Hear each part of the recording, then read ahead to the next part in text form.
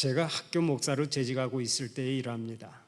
한 번은 교실에 들어가서 여중생들에게 이런 질문을 던졌습니다. 여러분은 오늘 무엇 때문에 학교에 왔습니까? 그러자 학생들이 일제히 대답했습니다.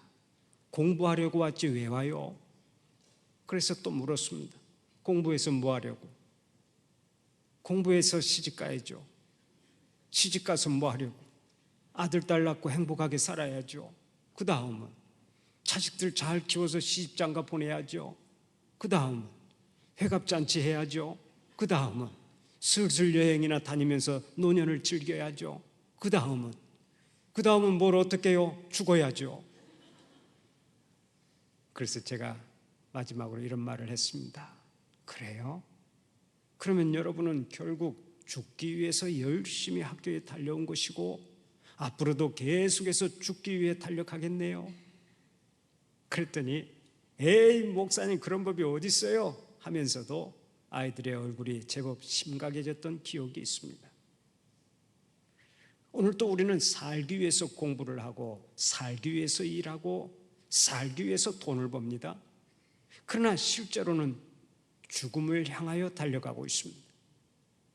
인생살이가 70년으로 끝날지 80년으로 끝날지 알 수 없지만 우리 모두는 인생의 종착역인 무덤을 향해 달려가고 있는 것입니다. 그러므로 큰 소리 칠 것 없습니다. 죽으러 가는 마당에 뭘 큰 소리 치고 삽니까? 우리는 겸손해야 합니다. 이 문제 하나만 놓고도 우리는 겸손해야 합니다. 목에 힘주지 마세요. 1년은 정확하게 365일 5시간 49분 12초입니다. 그런데 이 기간 동안 지구를 떠나는 사람이 약 6천만 명 정도 됩니다. 1초에 2명씩 죽는 셈입니다. 지금도 똑딱하는 순간에 2명이 죽습니다. 이 죽음은 누구도 피해갈 수가 없습니다. 그래서 전도서 9장 5절을 보면 무릇 산 자는 죽을 줄을 알고 있다라고 말씀하고 있습니다. 그렇습니다. 인생은 살기를 시작하면서부터 죽기를 시작하는 존재입니다. 그런데 우리 가운데는 이 땅에서 영영 죽지 않을 것처럼 사는 인생들이 있습니다. 다른 사람은 다 죽어도 자신은 절대 안 죽을 것으로 착각하고 살아갑니다. 모두가 모래시계 인생에 불과한데 그것을 까마득하게 잊고 살아갑니다. 그래서 죄를 범하고 못된 행동을 하고 다른 사람에게 끊임없이 상처를 줍니다. 짧은 인생의 무대 위에서 끝까지 악역을 맡고 살아갑니다. 이는 종말에 대한 의식이 희미하고 심판에 대한 두려움이 없기 때문에 그렇습니다. 그렇다면 오늘 여기 계신 여러분들은 어떻습니까? 종말론적 신앙이 분명합니까? 그날이 되면 하나님의 심판대 앞에 서야 할 것을 분명히 알고 살아가십니까? 옛날 로마의 박해 속에 살던 기독교인들은 만날 때마다 메멘토 모리 하면서 인사를 나누었습니다.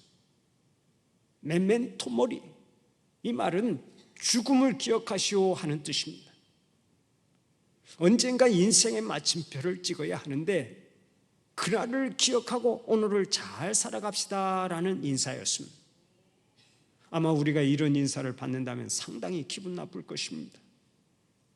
주일날 맘먹고 교회 나왔는데 목사님이 만나자마자 집사님 죽음을 기억하십시오, 권사님 죽음을 기억하십시오, 그러면 상당히 기분이 이상할 것입니다. 그런데 초대교회 교인들은 만나기만 하면 항상 메멘토 모리, 죽음을 기억하십시오 하고 인사를 나누었습니다. 그들은 죽음을 기억하며 매 순간 하루하루를 귀하게 여겼습니다. 하나님 앞에 충성을 다했습니다. 그 결과 그들은 가장 고통스러운 자리에서도 가장 위대한 삶을 살았습니다. 이처럼 종말을 의식하고 사는 것이 참으로 중요합니다. 이러한 신앙이 우리를 올바른 삶으로 인도하기 때문입니다.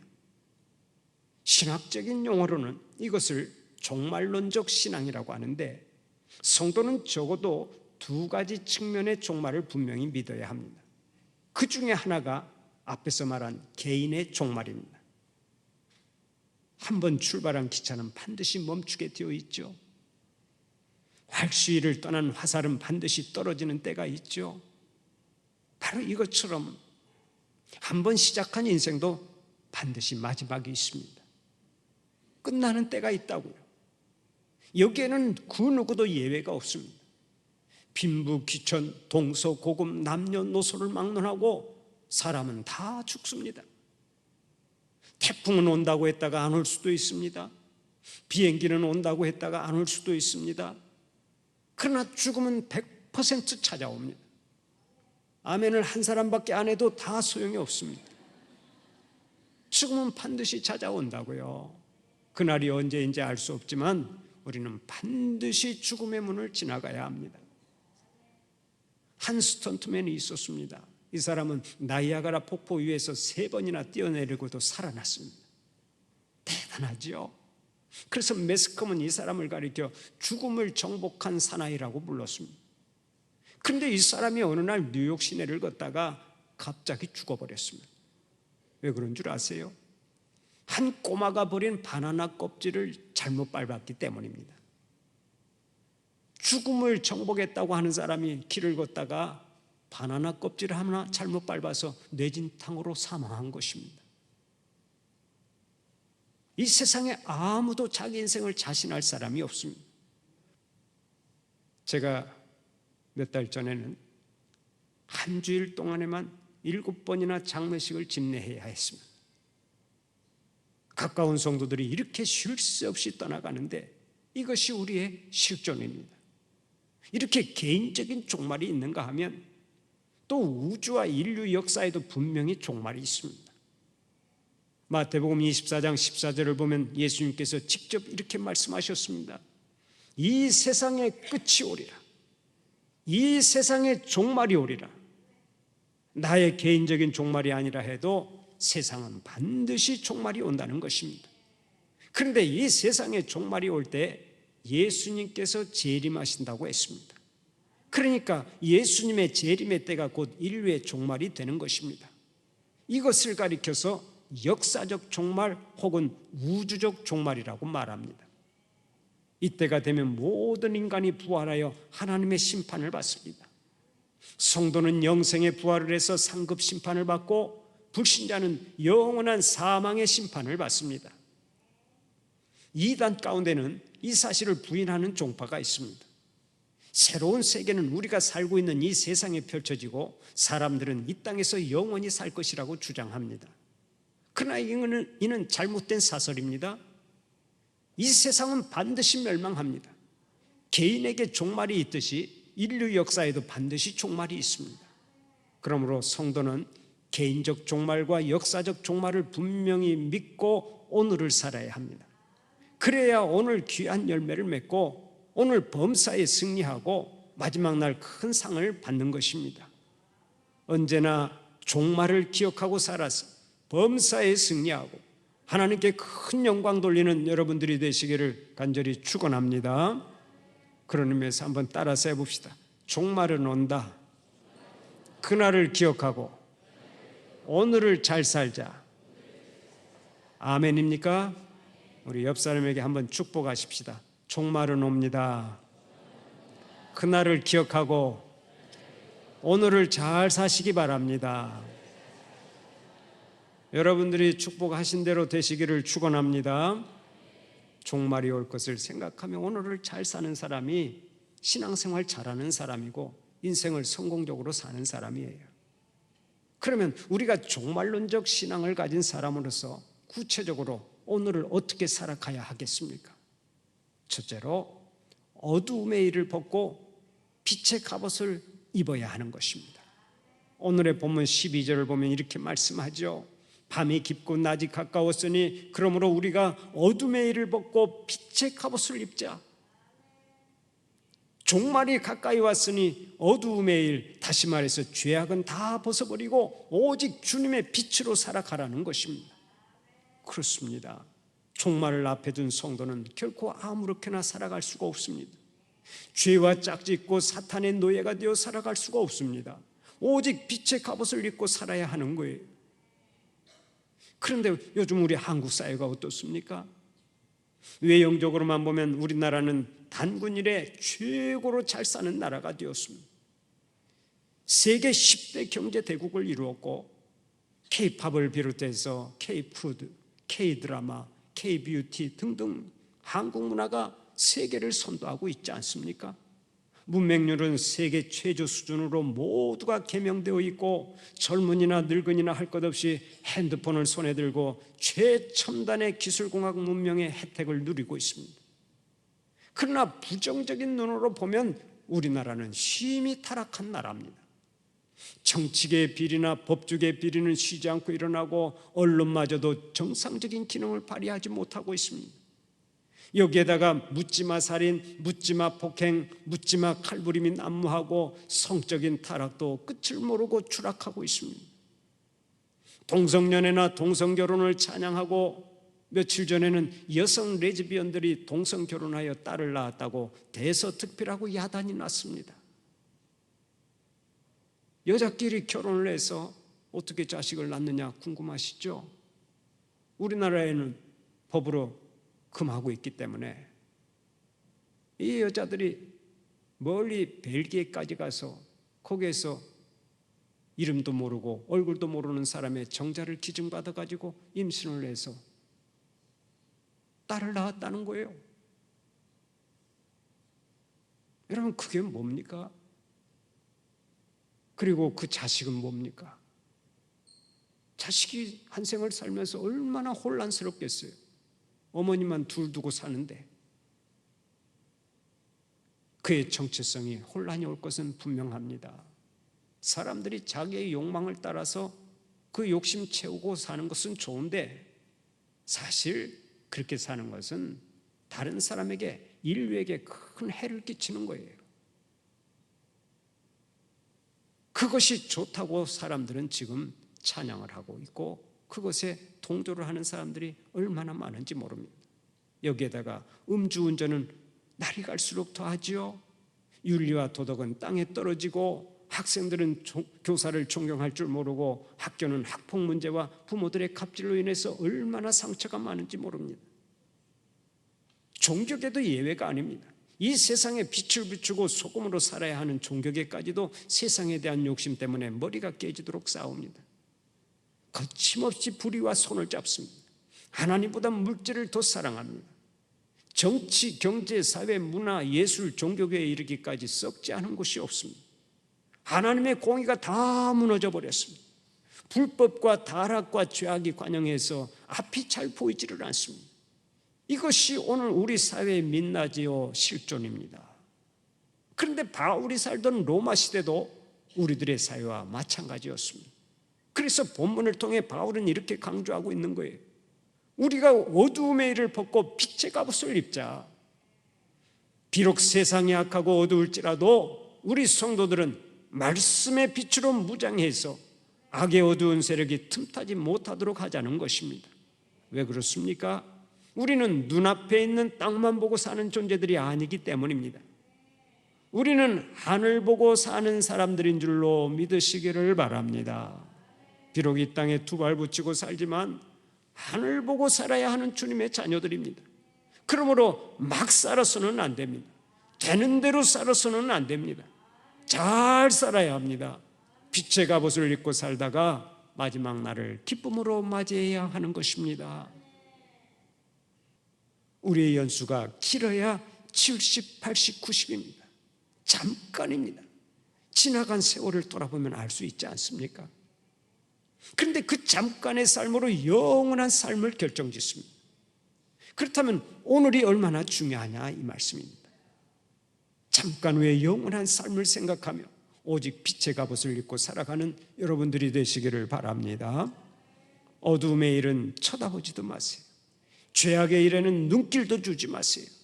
오직 말씀의 빛을 따라 살아서 그날 가장 영광스러운 자리에 서는 여러분들이 되시기를 간절히 축원합니다. 다음 두 번째로 성결하게 살아야 합니다. 오늘의 본문 13절 14절을 보면 이렇게 말씀하죠. 낮에와 같이 단정히 행하고 방탕하거나 술 취하지 말며 음란하거나 호색하지 말며 다투거나 시기하지 말고 오직 주 예수 그리스도로 옷 입고 정욕을 위하여 육신의 일을 도모하지 말라. 술에 취해서 방탕한 생활을 하고 시기로 인해 싸우는 것은 죄의 속성에서 비롯된 것입니다. 그러므로 이런 것들은 일체 피하고 오직 예수 그리스도로 옷 입고서 성결하게 살아가라는 말씀입니다. 그 당시 바울이 본서를 쓰고 있던 고린도 교회는 타락한 문화에 쉽게 물들 수 있는 환경에 있었습니다. 그때 바울은 혹시라도 그 분위기에 휩쓸려 성도들이 거룩함을 잃어버릴까 봐 이렇게 강조한 것입니다. 오직 주 예수 그리스도로 옷 입고 정욕을 위하여 육신의 일을 도모하지 말라. 세상 사람들은 방탕하고 술에 취해서 삽니다. 음란하고 호색하며 쟁투하고 시기합니다. 정욕을 위해서 육신의 일만 도모합니다. 그러나 성도는 여기에 편승해서는 안 된다는 것입니다. 성도는 하나님의 사람들답게 성결하게 살아가야 한다는 말씀입니다. 주님께서 언제 오실지 알 수 없는데 어떻게 더러운 옷을 입고 살아갑니까? 더럽고 추하게 살다가 주님이 오시면 무슨 면목으로 주님을 영접할 수 있습니까? 성결하게 살아야 되는 거예요. 제가 초등학교 다닐 때만 해도 손톱 검사나 이빨 검사, 때 검사를 많이 받았습니다. 손톱이 얼마나 긴지, 이빨은 잘 닦고 다니는지, 또 몸에는 때가 얼마나 많은지를 수시로 검사했습니다. 그때만 해도 목욕을 연중 행사쯤으로 여겼기 때문에 때도 많고 참 지저분했습니다. 그래서 담임선생님이 수시로 검사를 해서 손톱이 길다든지 몸에 때가 많으면 호되게 얻어맞았습니다. 그래도 선생님이 미리 날짜를 알려주고 검사를 하면 괜찮았습니다만 불시에 검사를 할 때가 문제였습니다. 한 번은 선생님이 예고도 없이 전부 다 팬티만 입고 한 줄로 나오라는 것입니다. 그때 얼마나 부끄러웠는지 모릅니다. 왜 그런 줄 아세요? 때 좀 모아놓았다가 추석이나 설날이 돌아오면 처치하려고 했는데 졸지에 들켜버렸기 때문입니다. 아이고, 오늘 꽤나 두들겨 맞겠구나 하고 생각했습니다. 그런데 천만다행히도 제 앞에 나간 친구가 저보다 훨씬 때가 많아서 그 아이가 대표로 두들겨 맞는 바람에 저희들은 수치를 면했습니다. 지금 생각해 보면 말도 안 되는 교육이었습니다만은 어쨌든 지저분하게 살면 사람들 앞에서도 부끄럽다고 하는 것을 확실하게 배운 시간이었습니다. 하물며 거룩하신 하나님 앞에서 더럽고 추한 모습으로 서게 된다면 우리가 얼마나 부끄럽겠습니까? 성도는 성도이기 때문에 거룩해야 합니다. 성도이기 때문에 생각이 거룩하고 성도이기 때문에 말이 거룩해야 합니다. 성도이기 때문에 부부 생활이 거룩하고 성도이기 때문에 사회생활이 거룩하고 성도이기 때문에 모든 행동이 거룩해야 합니다. 모든 생활이 거룩해야 합니다. 성도라는 말 자체가 거룩한 물이라는 뜻 아닙니까? 그러므로 성도가 거룩하지 못하면 심히 부끄러운 거예요. 그렇다면 오늘 여러분은 거룩한 삶을 살고 있습니까? 여러분은 성결하게 살아가고 있습니까? 우리는 늘 스스로를 성찰해 보아야 합니다. 나의 생각은 성결한가? 나의 언어 생활은 성결한가? 나의 부부 생활은 성결한가? 나의 대인관계는 성결한가? 범사의 나의 행동은 성결한가? 만약 그 어느 것 하나라도 성결하지 못하다면 지금 바꿔야 합니다. 내일로 미루지 마세요. 바꾸려면 지금 바꿔야 합니다. 우리가 아는 대로 오늘의 본문 말씀은 성자 어거스틴이 회심하게 된 유명한 말씀이 있죠. 성자 어거스틴은 독실한 기독교 신자인 어머니 모니카 밑에서 자랐습니다. 그러나 하나님을 떠나 30년을 넘게 방황하면서 죄와 짝지어 살았습니다. 거기에다가 기독교에는 진리가 없고 이단인 마니교의 진리가 있다고 생각해서 이방 종교에 깊이 빠졌습니다. 10대 후반에는 한 여자와 동거 생활을 하면서 사생아까지 나왔습니다. 그렇게 오랜 생활을 방탕하고 방황하던 어거스틴에게 마침내 구원의 시간이 찾아왔습니다. 주 386년에 어거스틴이 밀라노의 한 정원에서 그동안의 방황을 애통해하면서 울부짖고 있었습니다. 홀로 떨어져 마음 깊은 곳으로부터 흘러나오는 통의 눈물을 하염없이 흘리고 있을 때 어디선가 이상한 소리가 들려왔습니다. 마치 이웃집에서 어린아이들이 말하는 것과 같은 노랫소리가 귓전을 때렸습니다. 라틴어로 톨레레게 하는 소리가 들려왔는데 그 말은 우리말로 집어서 읽어라 라는 뜻입니다. 그때 오거스틴이 옆에 있는 성경을 집어서 읽으라는 말씀으로 받고 성경을 펼쳐 읽었습니다. 그때 그의 눈앞에 펼쳐진 말씀이 바로 오늘의 본문 말씀입니다. 밤이 깊고 낮이 가까웠으니 그러므로 우리가 어둠의 일을 벗고 빛의 갑옷을 입자. 낮에와 같이 단정히 행하고 방탕하거나 술 취하지 말며 음란하거나 호색하지 말며 다투거나 시기하지 말고 오직 주 예수 그리스도로 옷 입고 정욕을 위하여 육신의 일을 도모하지 말라. 이 말씀이 오거스틴의 가슴을 쳤습니다. 큰 은혜를 받았습니다. 그 후로 그는 옛날에 그 방탕했던 생활을 깨끗이 청산하고 새 사람이 되었습니다. 말씀 따라 살고 말씀의 능력에 의지해서 살았습니다. 그가 이렇게 완전히 새 사람이 되어 살면서 훗날 성자라는 칭호를 받게 된 것입니다. 얼마나 감사한 일입니까? 오늘의 본문 13절 이하를 보면 하나님께서는 우리의 6가지 죄목을 말씀합니다. 바로 여기서부터 우리가 벗어나야 합니다. 어둠에 속한 6가지 죄목에서 벗어나야 하는데 그 첫째가 뭡니까? 바로 방탕입니다. 방탕이라고 하는 것은 목적과 중심과 기준이 없는 생활을 말합니다. 그러므로 목적 없는 생활을 벗어 던져야 한다는 것입니다. 그 다음에는 술 취함입니다. 우리가 아는 대로 술 취함은 모든 악의 근원이죠. 술로 인해서 오는 용기, 술로 인해서 오는 만용, 술로 인해서 오는 객기, 이런 것들이 바로 죄가 되는 것입니다. 그래서 성경은 술 취하지 말라 하고 말씀합니다. 또 음란을 버리라고 말씀하고 있죠. 이 말은 원어로 포이테라고 하는데 부도덕성을 말합니다. 영적 사랑도 없고 정신적 사랑도 없이 오직 육체에 끌려가는 행위를 음란이라고 하는데 이것을 벗어버려야 한다는 것입니다. 그 다음이 호색입니다. 이 말은 성적 타락을 의미하는 음란과 비슷한 말입니다마는 억제 불가능한 애욕이라는 뜻으로서 생활 가운데 젖어 있는 방탕한 성문화를 의미합니다.